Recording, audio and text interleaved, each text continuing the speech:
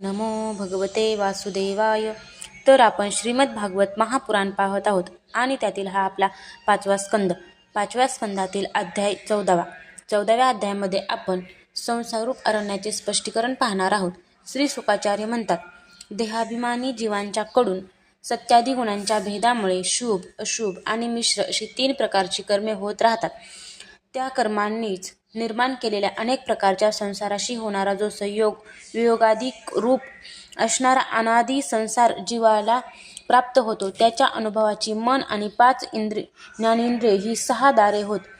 त्यांना अधीन होऊन हा जीवसमूह वाट चुकून भयंकर वनात भटकत धनलोभी व्यापाऱ्यांप्रमाणे व भगवान विष्णूंच्या आश्रयाने राहणाऱ्या मायेच्या प्रेरणेने निबिड अरण्यामध्ये निर्गम असणाऱ्या वाटेने जात प्रमाणे अत्यंत अशुभ असणाऱ्या संसार वनात जाऊन पोहोचतो. तेथे भटकत असताना त्याला आपल्या शरीराने केलेल्या कर्माचे फळ भोगावे लागते. अनेक विघ्नांमुळे येथे त्याला आपल्या कामात सफलता प्राप्त होत नाही. तरीसुद्धा तो आपले श्रम मिटविणाऱ्या श्रीहरी व श्री गुरुदेवांच्या चरणविंदमकरंद मधूचे रसिक असलेल्या भक्त भ्रमरांच्या मार्गाने जात नाही. मनासहित 6 इंद्रिये या संसार वनात आपल्या कर्मांच्या दृष्टीने डाकूप्रमाणे आहेत. पुष्कळसे कष्ट करून पुरुष जे धन मिळवतो त्याचा धर्मामध्ये उपयोग झाला पाहिजे. तोच धर्म जर साक्षात भगवान परमपुरुषांच्या आराधनेच्या रूपात होईल तर तोच परलोकातील कल्याणाला कारण समजला जातो. परंतु ज्या मनुष्याचा बुद्धिरूप सारथी विवेकहीन असतो आणि मन ताब्यात राहत नाही, त्याच्या त्या धर्मोपयोगी धनालाही मनासहित 6 इंद्रिय पाहणे, स्पर्श करणे, ऐकणे, स्वाद घेणे, वास घेणे, संकल्प विकल्प करणे आणि निश्चय करणे या वृत्तींद्वारा गृहस्थोचित विषय भोगात फसवून तो अशा प्रकारे लुटला जातो की जसे बेईमान प्रमुखाने अनुकरण करणाऱ्या बेसावध व्यापाऱ्याच्या समूहाचे धन चोर लुटारू लुटून नेतात. एवढेच काय, त्या संसार वनात राहणारे त्याचे कुटुंबीय सुद्धा त्यांना पत्नी, पुत्र इत्यादी म्हटले जाते. परंतु त्यांची कर्मे प्रत्यक्ष लांडग्या कोल्ह्याप्रमाणे असतात. त्या अर्थलोलूप कुटुंब प्रमुखाचे धन त्याची इच्छा नसतानाही त्याच्या देखतच अशा प्रकारे हिसकावून घेतात की जसे कोल्हा धनगर राखण करीत असलेल्या मेंढ्या पळवून नेतो. जसे एखादे न भाजलेले शेत दरवर्षी नांगरट केल्यावर बी पेरण्याची वेळ आल्यावर पुन्हा झुडपे, वेली, गवत इत्यादींनी भरून जाते, त्याचप्रमाणे हा गृहस्थाश्रम ही कर्मभूमी असल्याने येथे सुद्धा कर्मांचे सर्वथा उच्चाटन कधी होत नाही, कारण हे घर कामनांचा पेटारा आहे. त्या गृहस्थाश्रमात आसक्त झालेल्या व्यक्तींच्या धनरूपी बाहेरच्या प्राण्यांना डास आणि मच्छराप्रमाणे नीच माणसांपासून तसेच टोळ, पक्षी, चोर, उंदीर इत्यादींपासून हानी पोहोचत असते. कधी या मार्गात भटकत असताना हा अविद्या, इच्छा आणि कर्मांनी कुलुषित झालेल्या चित्तामुळे गंधर्व नगराप्रमाणे मिथ्या असणाऱ्या त्या मर्त्य लोकांना सत्य समजू लागतो. नंतर खाणे-पिणे, स्त्रीसंग इत्यादी छंदात गुंतून मृगजळाप्रमाणे असणाऱ्या खोट्या विषयांच्या मागे धावत जातो. कधी बुद्धीच्या रजोगुणाप्रमाणे प्रभावित होऊन सर्व अनर्थांचे मूळ असलेल्या अग्नीच्या मळरूप सोन्यालाच सुखाचे साधन समजून ते मिळविण्यासाठी आभाळभूतपणे अशा प्रकारे धडपड करतो की जसे जंगलात थंडीने गारटणारा मनुष्य अग्नीसाठी व्याकुळ होऊन आग समजून आग्यावेताळाच्या मागे धावतो. कधी या शरीराला जिवंत ठेवणारे घर, अन्न, पाणी, धन इत्यादींमध्ये आसक्ती ठेवून या संसारूपी अरण्यामध्ये इकडे तिकडे धावत सुटतो. कधी वावटळीप्रमाणे डोळ्यात धूळ फेकणारी स्त्री मांडीवर बसून घेते, तेव्हा ते प्रेमाने आंधळा होऊन सत्पुरुषांनी पाळावयाच्या धर्ममर्यादेचाही विचार करीत नाही. त्यावेळी रजोगुणाची धूळ डोळ्यात भरल्यामुळे त्याची बुद्धी इतकी मलिन होते की आपल्या कर्माच्या साक्षी असलेल्या दिशांच्या देवतांनाही तो विसरतो.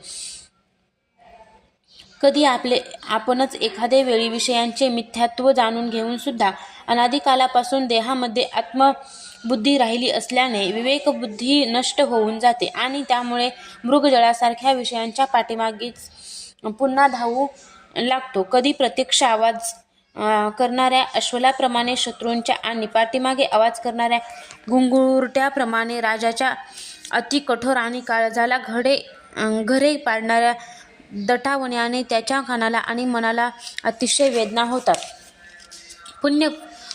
पूर्वपुण्यभोगाने क्षीण झाल्यावर हा जिवंतपणीच मेल्यासारखा होऊन जातो आणि ते जे कुचला, कृष्णा, गरू इत्यादी विषारी फळे येणारे पापवृक्ष, वेली आणि विषारी पाणी असलेल्या विहिरीप्रमाणे आहेत, ज्यांचे धन या लोकी किंवा परलोकी उपयोगी पडत नाही, तसेच जे जिवंत असूनही मुर्द्याप्रमाणे आहेत, अशा कंजूष पुरुषांचा आश्रय घेतो.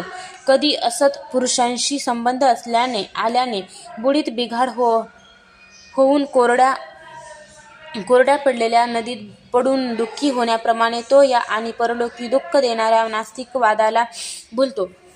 दुसऱ्यांना त्रास दिल्यामुळे जेव्हा याला अन्नही मिळत नाही, तेव्हा तो आपल्या सख्या पिता-पुत्रांना किंवा पिता अथवा पुत्र यांचा एखादा तुकडाही ज्याच्याजवळ पाहतो त्यांना फाडून खायला तो तयार होतो. कधी वणव्यासारख्या असणाऱ्या चांगल्या गोष्टी नसलेल्या आणि परिणामात दुःख देणाऱ्या घरामध्ये तो पोहोचतो आणि तेथे त्याला हव्या त्या गोष्टी न मिळविल्यामुळे शोकामुळे संतप्त होऊन तो फारच खिन्न होतो. कधी काळाप्रमाणे भयंकर असणारा राजारूप राक्षस याच्या परमप्रिय धनरूप प्राण्यांना हिरावून घेतो. त्यावेळी हा मेल्याप्रमाणे निर्जीव होऊन जातो. कधी काल्पनिक पदार्थाप्रमाणे मिथ्या असणाऱ्या पितामह इत्यादी संबंधांना सत्य समजून त्यांच्या सहवासात स्वप्नाप्रमाणे क्षणिक सुखाचा अनुभव घेतो. गृहस्थाश्रमासाठी ज्या कर्मकांडांचा विस्तार आहे, त्याचे अनुष्ठान हे एखाद्या पर्वताचा दुर्गम कडा चढण्यासारखेच आहे. लोकांची तिकडे झालेली प्रवृत्ती पाहून त्याच्या आकर्षणामुळे हाही जेव्हा ते पूर्ण करण्याचा प्रयत्न करतो, तेव्हा निरनिराळ्या अडचणींमुळे क्लेश भोगून काटेकुटे असलेल्या जमिनीवरून चालणाऱ्या व्यक्तीप्रमाणे दुःखी होतो. कधी पोटाला लागलेल्या असह्य भुकेमुळे कासावीस होऊन आपल्या कुटुंबियावरच चिडतो. नंतर जेव्हा निद्रारूप अजगराच्या तोंडात सापडतो, तेव्हा अज्ञानरूप घोर अंधकारात सापडून निर्जन वनात फेकल्या गेलेल्या मुर्द्याप्रमाणे झोपून राहतो. त्याच वेळी त्याला कशाचीच शुद्ध राहत नाही. कधी त्रास देणारे दुर्जनरूप किडे त्याचा इतका तिरस्कार करतात की ज्या दातांनी हा दुसऱ्याला चावला होता ते याचे दात पडून जातात. तेव्हा मन अशांत झाल्याने याला झोपही येत नाही आणि मर्मस्थानी वेदना झाल्याने क्षणाक्षणाला विवेकशक्ती कमी होत गेल्याने तो शेवटी आंधळ्याप्रमाणे या नरकरूप अंधाऱ्या विहिरीत जाऊन पडतो. कधी विषयसुखरूप मधुर कण शोधता जेव्हा हा लपून परस्त्री किंवा परधन लुबाडू पाहतो, तेव्हा त्याचे स्वामी किंवा राजा यांच्या हातून हा मारला जाऊन अशा नरकात जाऊन पडतो की ज्याचा ठाव ठिकाणा लागत नाही. म्हणून असे सांगतात की प्रवृत्ती मार्गात राहून केलेली लौकिक आणि वैदिक अशी दोन्ही प्रकारची कर्मे जीवाला संसारातच ढकलतात. जरी कोणत्याही प्रकारे राजा इत्यादींच्या बंधनातून याची सुटका झाली, तरी अन्यायाने अपहरण केलेली ती स्त्री किंवा ते धन देवदत्त नावाचा दुसराच कोणीतरी हिसकावून घेतो आणि त्याच्याही पासून विष्णुमित्र नावाचा तिसराच कोणीतरी लुबाडतो. अशा प्रकारे ते उपभोग एका पुरुषांकडून दुसऱ्याकडे जातात, एके ठिकाणी राहत नाहीत. कधी कधी थंडी, वारा इत्यादी अनेक अधिदैविक, अधिभौतिक आणि आध्यात्मिक दुःखाचे निवारण करण्यास असमर्थ ठरल्याने अपार चिंतेमुळे तो उदास होऊन जातो. कधी एकमेकात देवघेवीचा व्यवहार करताना कोणा दुसऱ्याच्या दमडी इतक्या किंवा त्याच्याही पेक्षा कमी धनाची चोरी करतो, तेव्हा या बेईमानीमुळे त्याच्याशी वैर मांडून बसतो. पूर्वीच्या विघ्नाव्यतिरिक्त या मार्गात सुख, दुःख, राग, द्वेष, भय, अभिमान, चुका, उन्माद, शोक, मोह, लोभ, मत्सर, ईर्ष्या, अपमान, तहान, भूक, आधिव्याधी, जन्म, वृद्धावस्था, मृत्यू इत्यादी पुष्कळशी अन्य विघ्ने आहेत.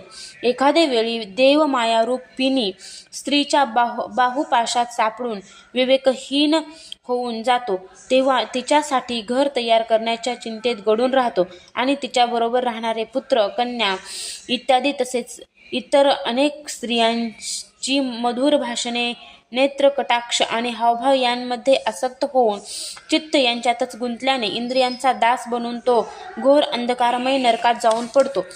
कालचक्र हे साक्षात भगवान विष्णूंचे आयुध आहे. परमाणूपासून द्विपरार्धापर्यंत ते क्षण, घटका इत्यादी अवयवांनी युक्त आहे. ते नेहमी दक्ष राहून फिरत असते. वेगाने बदलणाऱ्या बाल्य, तारुण्य इत्यादी अवस्था या त्याचा वेगच आहेत. त्याद्वारा तो ब्रह्मदेवापासून क्षुद्राती क्षुद्र गवतापर्यंत सर्व चराचरांचा निरंतर संहार करीत राहतो. कोणीही त्याच्या गतीत बाधा आणू शकत नाही. त्याची भीती ओळखून सुद्धा ज्यांचे हे कालचक्र स्वतःचे आयुध आहे, त्या साक्षात भगवान यज्ञपुरुषाची आराधना सोडून हा मंदबुद्धी मनुष्य नास्तिकांच्या फेऱ्यात अडकून कावळे, गिधाडे, बगळे, वट, वाघूळ यांसारख्या आर्यशास्त्राने धिक्कारलेल्या देवतांचा आश्रय घेतो. ज्या देवतांचा फक्त वेदबाह्य अप्रामाणिक तंत्रशास्त्रांमध्येच उल्लेख आहे, तो नास्तिक स्वतःला तर फसवतोच, पण हाही जेव्हा त्याच्या कचाट्यात सापडून दुःखी होतो, तेव्हा हा ब्राह्मणांना शरण जातो. परंतु उपनयन संस्कारानंतर क्षोध, स्मार्त कर्मांद्वारे भगवान यज्ञपुरुषांची आराधना करणे इत्यादी त्याचे जे शास्त्राने सांगितलेले आचार आहेत, ते याला चांगले वाटत नाहीत. म्हणून हा वेदोक्त आचारांना अनुसरून आपली शुद्धी न झाल्या कारणाने शेवटी कर्मशून्य अशा क्षुद्र कुळांमध्ये प्रवेश करतो, ज्याचा स्वभाव धर्म वानरांच्या प्रमाणे फक्त कुटुंब पोषण आणि स्त्री सेवन करणे एवढाच असतो. तेथे बंधनविरहित स्वच्छंद विहार करणाऱ्याने त्याची बुद्धी अत्यंत क्षुद्र होऊन जाते आणि एकमेकांची तोंडे पाहणे इत्यादी विषयभोगात अडकल्याने त्याला आपल्या मृत्यूकाळाची सुद्धा आठवण राहत नाही. लौकिक सुख हेच ज्याचे फळ आहे, अशा वृक्ष जातीप्रमाणे घरातच सुख मानून वानराप्रमाणे स्त्री पुत्रांमध्ये आसक्त होऊन हा आपला सगळा वेळ मैथुनादी विषयभोगातच घालवितो. अशा प्रकारे प्रवृत्ती मार्गात पडून सुख दुःखे भोगीत हा जीव रोगरूपी पर्वतांच्या गुहेत अडकून तेथे राहणाऱ्या मृत्यूरूप हत्तीला भीत असतो. कधी कधी थंडी, वारा इत्यादी अनेक प्रकारच्या अधिदैविक, अधिभौतिक आणि आध्यात्मिक दुःखांची निवृत्ती करण्यात तो जेव्हा असफल होतो, त्यावेळी अपार विषयांच्या चिंतेने तो खिन्न होतो. कधी आपापसात खरेदी विक्री करताना लबाडी केली तर थोडेसे धन याच्या हाती लागते.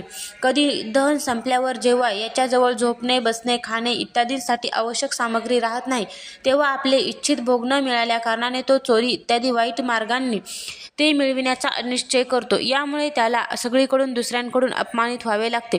अशा प्रकारे धनाच्या आसक्तीने एकमेकांत वैरभाव वाढूनही हा आपल्या पूर्वीच्या वासनांनी लाचार होऊन आपापसात वैवाहिक संबंध जोडतो आणि तोडतो सुद्धा.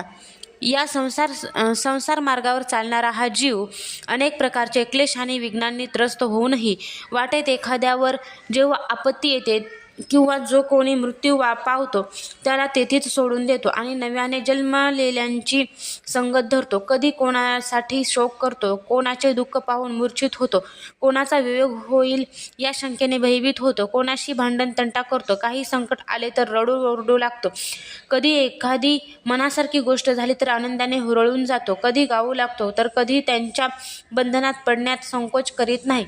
साधुवृंद यांच्याकडे कधी येत नाहीत आणि हा साधू संगतीपासून नेहमी वंचित राहतो. अशा प्रकारे हा नेहमी पुढेच जात आहे. जेथून याची यात्रा सुरू झाली आणि जेथे या यात्रेचा शेवट समजला जातो, त्या परमात्म्याजवळच मात्र अजूनही हा परतत नाही. योगशास्त्राची सुद्धा परमात्म्यापर्यंत जे पोहोचत नाही, ज्यांनी सर्व प्रकारे प्राण्यांना पीडा देणे इत्यादींचा त्याग केला आहे, ती निवृत्तीपरायण संयमी मुनिजन त्याला प्राप्त करू शकतात. दिग्जनांना जिंकणारे आणि मोठमोठ्या यज्ञांचे अनुष्ठान करणारे राजर्षी सुद्धा येथपर्यंत पोहोचू शकत नाहीत. ते युद्धभूमीवर शत्रूंशी सामना करून फक्त प्राणत्याग करतात. तसेच जिच्याविषयी ही माझी आहे असा अभिमान धरून त्यांनी वैर मांडले होते, त्या पृथ्वीवरच आपले शरीर सोडून देऊन स्वतः परलोकाला जातात.